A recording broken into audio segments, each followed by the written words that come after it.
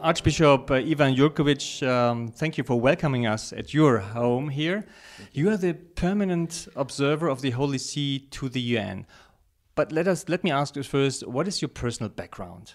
My personal background, if you consider me in the community of the Foreign Service of the Holy See, is very standard background. The community of diplomatic so to say, people working in diplomacy of the Holy See is already very international. So I am not an exception of many other colleagues I have, but certainly I'm the only Nuncio coming from Slovenia for the time being in the service of the Holy See, and I've been abroad, away from my home already for 37 years. But were you raised Catholic? I mean, when you were born, this is ex-Yugoslavia, we must say, it was under a communist regime. Were you raised Catholic, and how was it to live as a Catholic, possibly, under this regime? My family was a very, very Catholic family for many reasons. Probably there was a tradition in the family, which was typical tradition of Slovenian, let's say, nation practically, you know. And then we suffered. We were very anti-communist position of my grandfather and also of my parents, brought us in a very big sufferance after the war. So I lost my grandfather, was killed, my uncle was killed, in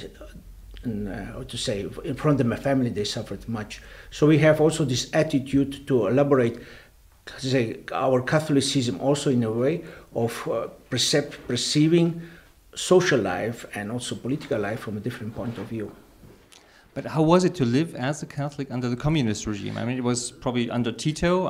Okay, Tito was not, belong to the Soviet Union, but still, it was probably not an easy time to confess one's own faith. It was not as in terms that people were imagining for Eastern Europe. Yugoslavia was always a little bit atypical for Eastern Europe. So the worst thing I would say, and probably the thing that really hurt the church, was that the church was excluded for the social life, you know. So it was, if not opposed, it was ignored, and being ignored is sometimes even more dramatic than being opposed. So you live privately but not publicly? Yes, it was generally social life. You can imagine that only the fact that Yugoslav citizens never needed a visa to travel the world, it means we were a completely different situation than the rest of the Eastern Europe. But again, in social life, we were certainly restrained to a very, very limited zone or a very limited field of strictly church-related activities. So now you are here in Geneva. What is your impression of the work of the UN here in Geneva? I've been around. My experience has been a little bit dominantly linked to Eastern Europe. What I can say, probably the Holy See have the access to Eastern Europe, especially to the Soviet Union, let's say, at the beginning, through its participation in international organizations, especially Organization for Security and Cooperation in Europe, which opened the Holy See the possibilities to do something in favor of those who were not feeling, probably not having all the rights in Eastern Europe. So it means the Holy See always looked at the national organizations as an important aspect of diplomatic activity. Coming to Geneva, Geneva sounds very, how to say, it's a big name in diplomatic life, international life.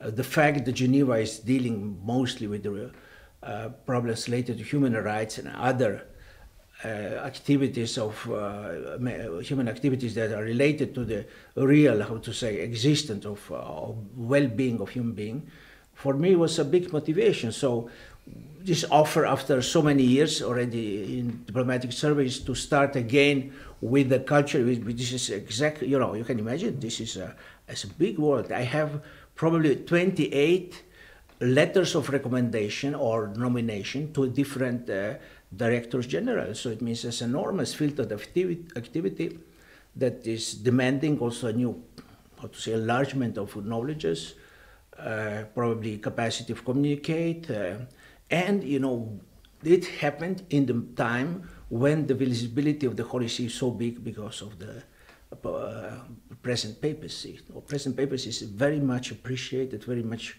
visible inside of the international organizations. Would you say that Geneva is in a way more important than the UN in New York because the human rights and the migration topics? This is always somehow a homemade conversation that you can say who is more important. I would say international organizations, or life of international organizations is important as much as big players are serious, you know. Big players. Everybody must be serious, but big players must be really serious. You know, mankind is unfortunately or fortunately, or who knows why, run by big powers. And if we have ideas that are defended by big powers, we are in good shape. Holy See is coming as a different kind of player. It's not coming to impose or to, even from, let's say, Catholic Church has a specific view on many things related to the religious nature of the Catholic Church. We are not here changing things that we cannot change, you know. But I would say probably what we can do was appreciated, especially after Second World War, because of tragedy of atomic bomb and everything that happened.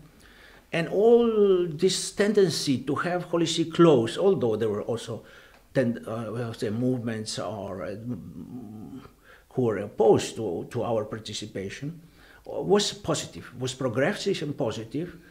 Probably thanks, I think the biggest merit for this goes to the popes, that we had enormously visible and impressive papacy in the last 50 years, let's say. And we have now, with we entered to this environment as important players. What can the Catholic Church or the Holy See do what other nations cannot do, probably in this field, in the international community? I think we have to do what the other nations don't do. Exactly. What can be? Let's say, generally speaking, it's difficult to answer, you know, it's a question that it's much bigger than the answer. I think a special fundamental approach of moderation, you know. We have, the world is becoming so easily radical.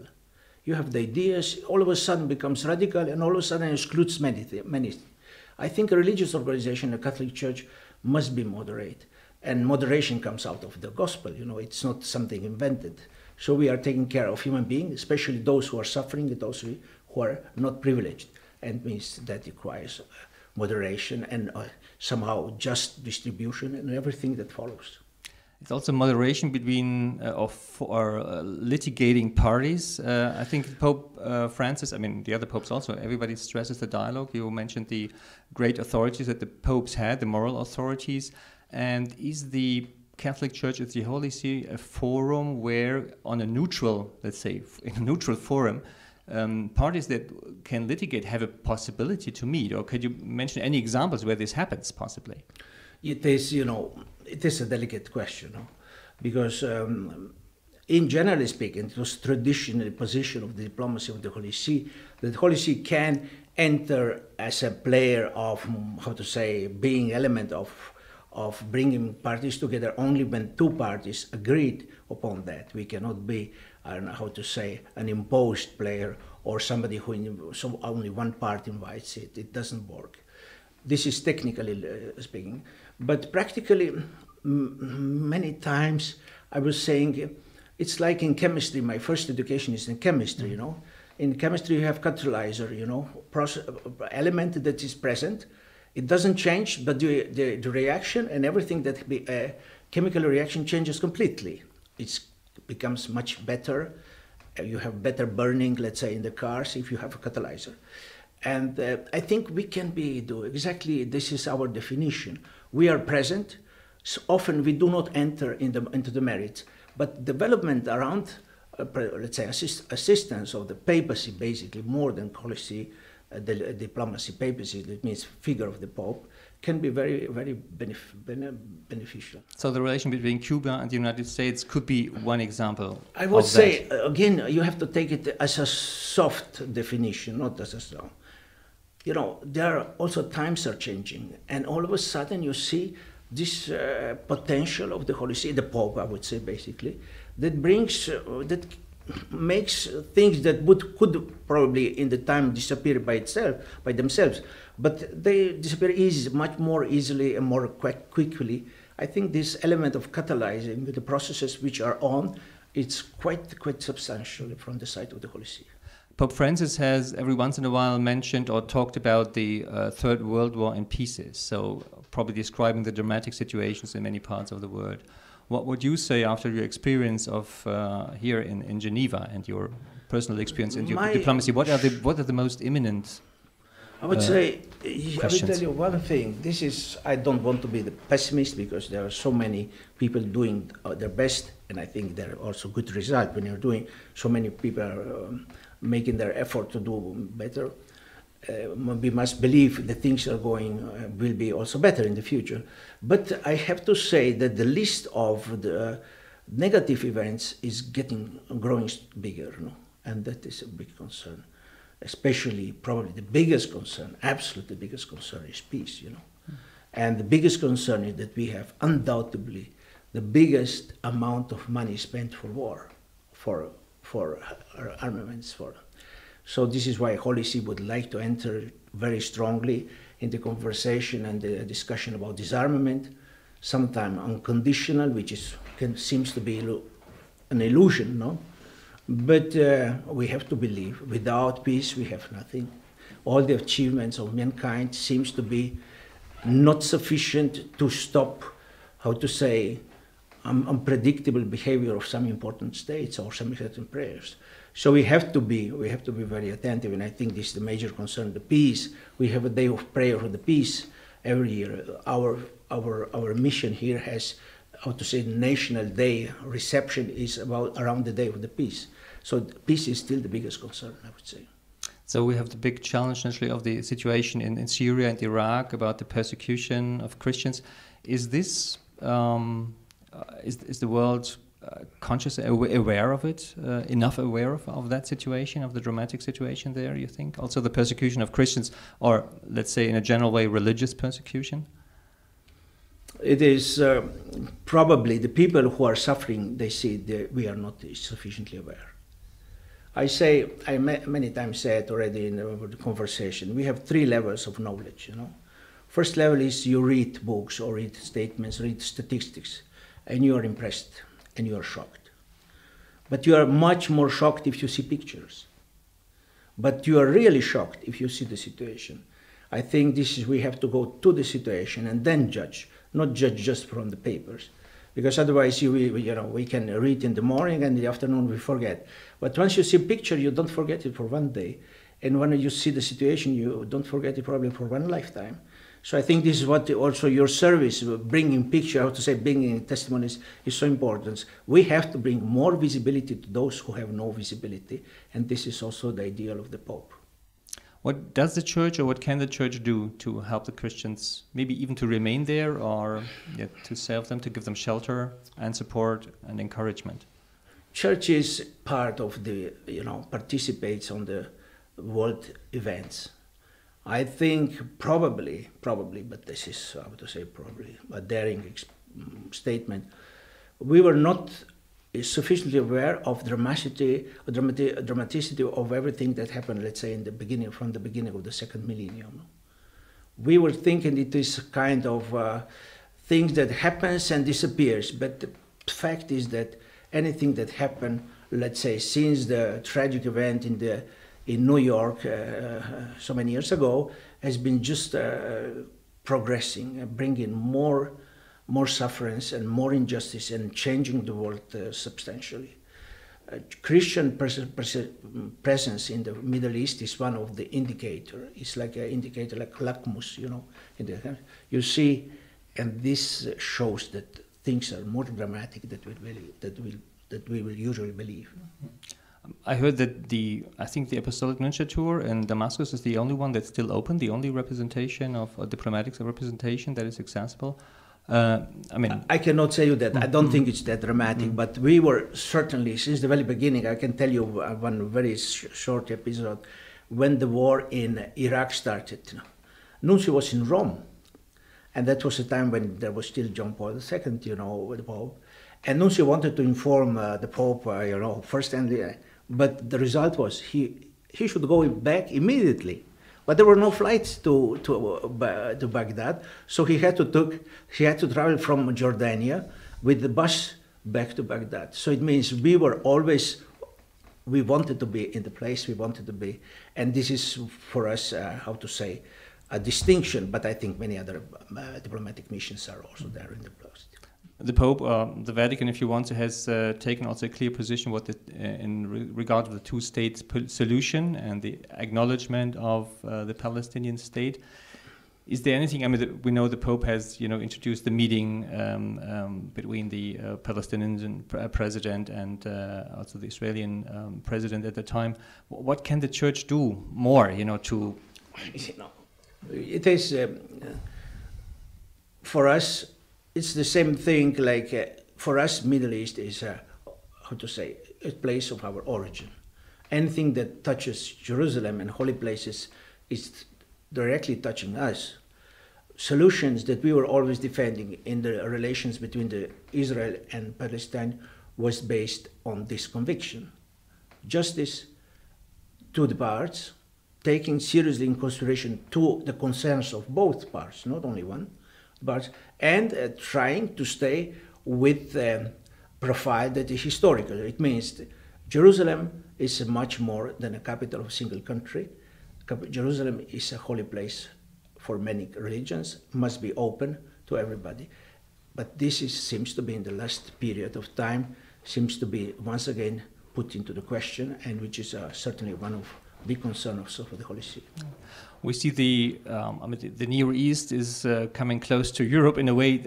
Let's talk about the question or the challenge of the migration, which is now in Europe very much discussed. Yeah. So there is naturally the need of welcoming people that are in need, giving them shelter. On the other hand, the discussion is, whether it goes beyond the limit of the capacities of the countries.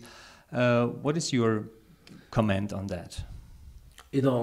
We have to probably, I would come back to something that once said Pope Benedict XVI. No?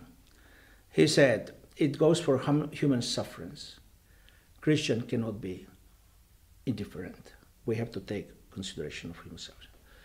Migration is an enormous phenomenon that have always existed and will exist also in the future. Regulate migration is much better than leave it not regulated.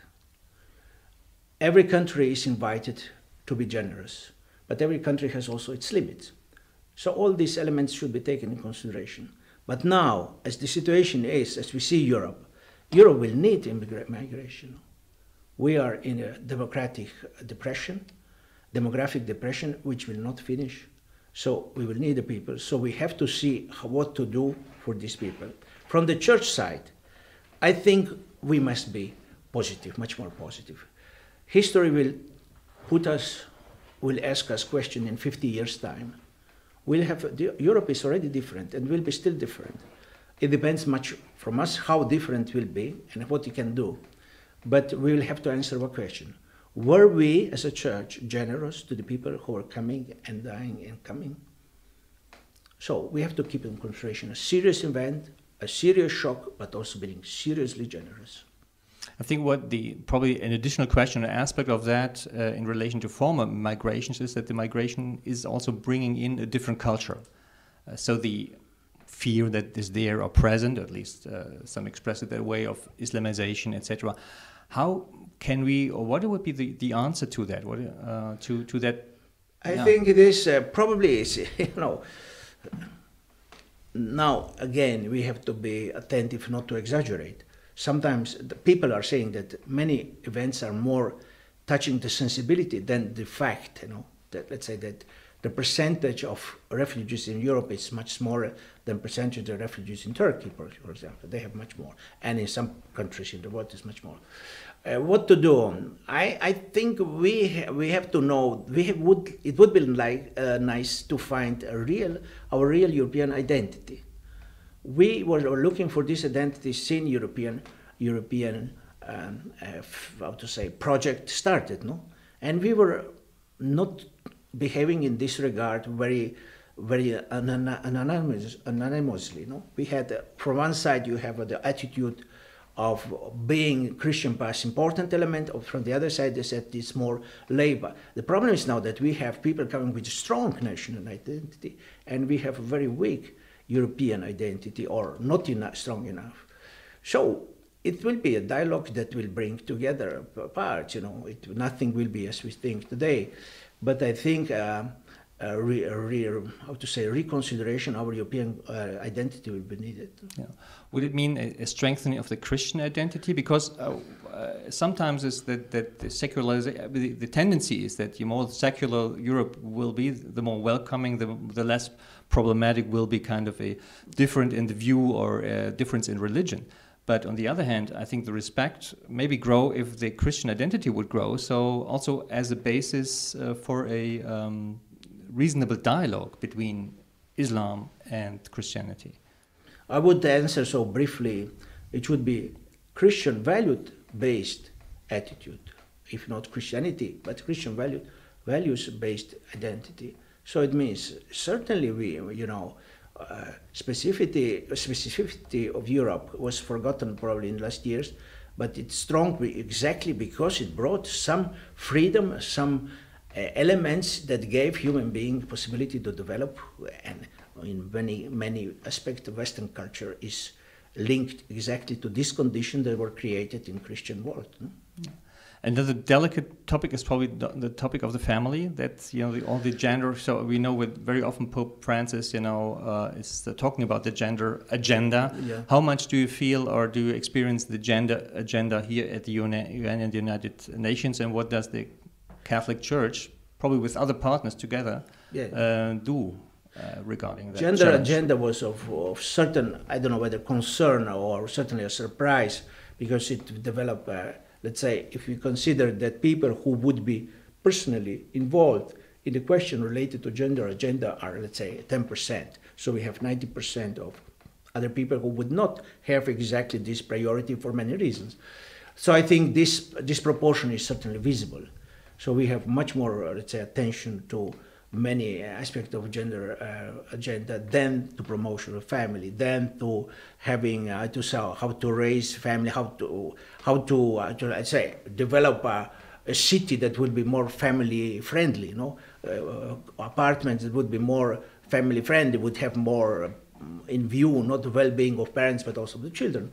So we are certainly challenged by this new ideology or I think from the point of view of if you speak with the ambassadors, it's much more a culturally imposed agenda.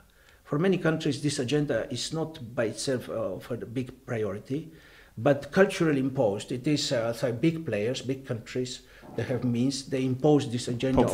Pope Francis even speaks about colonialization in a way. I think it is a very good expression, because it means all of a sudden we have to adopt a list of cultural priorities that are not really part of our societies.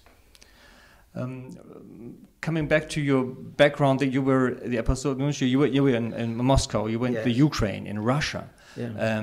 Maybe a brief question about the situation, Ukraine, Russia. There are a lot of tensions. Mm-hmm. How do you see the situation? Do you see a possibility of solution? What is your take on that? Every situation, the world has a solution. We have to believe that. And I think also this has a solution. The problem is that the basic point of views are still divided, very strongly divided and, polarized. Probably also religious organizations, through promoting a more moderate approach, we could bring probably both parties to a more pragmatic approach, to sort out these enormous problems and to find out solutions that would take into consideration the concerns, legitimate concerns of all involved. For those people who are suffering, this is absolutely terrible, and people suffering in the place are suffering really incredibly, and you see the testimonies coming out of these situations. But probably it would be necessary that together all the forces of the society will bring together the parties in order to find a possible, feasible, stable, and pragmatic solution. The historic meeting of Pope Francis and Patriarch Kirill last year on Cuba. Were you involved in this somehow because of your background? Yeah, I was Nuncio in Moscow for 5 years, but I was also 4 years in Moscow from 92 to 96 as a deputy mission, head of mission. So I think I knew all the, attempts to bring Pope and Patriarch together for a historic meeting. We had it, and thanks God that we had it, and that we have a new icon, I call it icon, for the mankind. We can put it on the wall, we can see Catholic Church and Orthodox Church have different relations now than used to have it in the past. What will this bring about for the future? What hopes, what is your hope? I will tell you one thing, look at this. It is again referring to the expression and the statement made by the Pope Benedict XVI. If you consider importance of the relation between the Catholic Church and Orthodox Church for Africa, what is the importance? Probably not a very big one. No? What about Americas? What is the importance of the relation between the Catholic Church and the Orthodox Church for the Americas? Probably not very big ones. For Asia, the same. What about Europe? He said, there is not a correct vision of Europe with correct relations between the Catholicism and the Orthodoxy. It's essential for us, not only for Europeans or for countries, but also for European project, the European Union. So we have to, the Catholic Church and the Orthodox Church are bringing essential element for the new understanding and better understanding. This is why it's really dramatically important and critically important for all of us. Your last question, you talked about the increasing difficulties or challenges in the world over the last decades, let's say, in the 21st century. Where is your hope based on? I mean, you're working on that, the church is working on that. What is your hope based on that to improve the world for a better time? I think as a bishop and nuncio, I should give a spiritual answer to this. I think the church, the religion probably, if you're speaking more generally, our action as Christians, because many people are goodwill, this is good, the gospel speak about the people goodwill. I think in the international organizations you find millions of people, thousands of people, goodwill, real goodwill, I think we, let's say, gospel, Christ, let's say, Catholic Church, Christianity, all religions, we are on the side of the good news. No? We should do everything we can. We are capable. We must believe that we are capable to avoid bigger problems, or at least diminish the sufferings and the problems that are existing now. Thank you very much, Your Excellency, for this interview.